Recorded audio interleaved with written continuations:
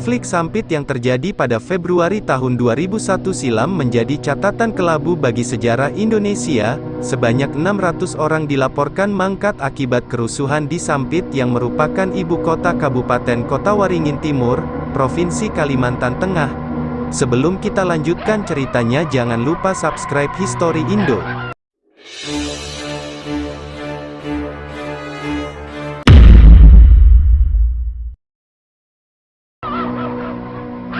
Tak hanya itu, ribuan orang juga memutuskan untuk mengungsi dari daerah tersebut lantaran perseteruan antar suku yang mengerikan.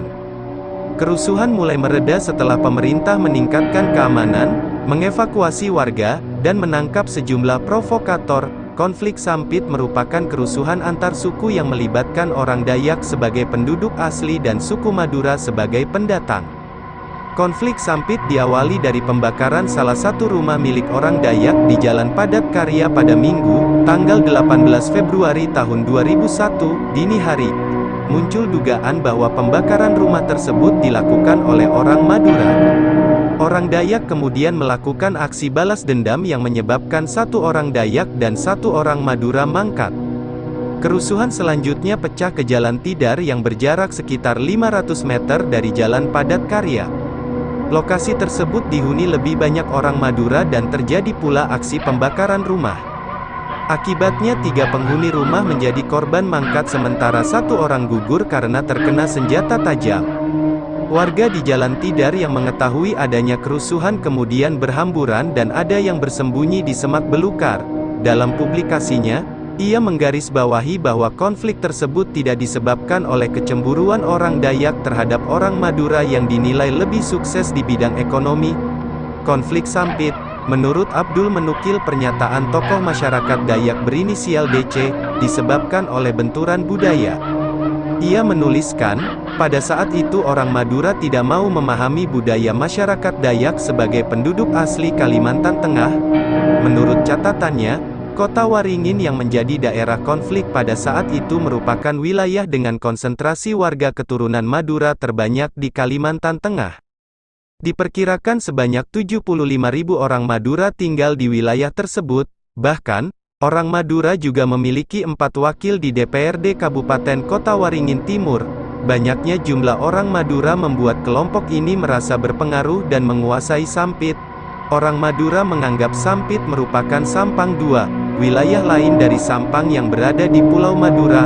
Orang Madura kemudian melakukan pembunuhan terhadap orang Dayak, namun aksi ini diduga dipicu oleh perlakuan yang sama dari penduduk asli. Konflik Sampit yang berawal dari kerusuhan antara orang Dayak dan Madura di Sampit kemudian meluas ke kota Palangkaraya, Kalimantan Tengah. Pada saat itu, sudah terjadi gelombang pengungsi menuju Palangkaraya namun kepindahan mereka diiringi berbagai isu. Pedagang di pasar, guru di sekolah, dan kantor-kantor pemerintah kemudian memutuskan untuk menghentikan aktivitas. Pada Senin, tanggal 19 Februari tahun 2001, pemerintah kota Sampit lalu menggelar pertemuan dari pagi hingga sore dengan tokoh masyarakat, tokoh agama, dan tokoh adat. Pertemuan digelar untuk mencari solusi supaya Palangkaraya tidak mengalami kondisi seperti terjadi di Sampit. Sementara itu, berkembang pula kabar bahwa pihak keamanan di Sampit menahan sejumlah orang yang diduga terlibat kerusuhan. Beberapa di antara orang yang ditangkap merupakan orang Dayak. Karena jumlah yang cukup banyak, sekitar 38 orang yang semuanya orang Dayak kemudian dipindahkan ke tahanan Mapolda Kalimantan Tengah. Penahanan tersebut berujung pada protes yang dilayangkan orang Dayak yang menggelar unjuk rasa pada 21 Februari 2001. Mereka meminta Kapolda Kalimantan Tengah untuk membebaskan para tahanan. Merujuk publikasi Konflik Muslim Madura vs Dayak di Sampit serta diskursus keharingan sebagai klaim agama, konflik Sampit juga diwarnai dengan ngayau.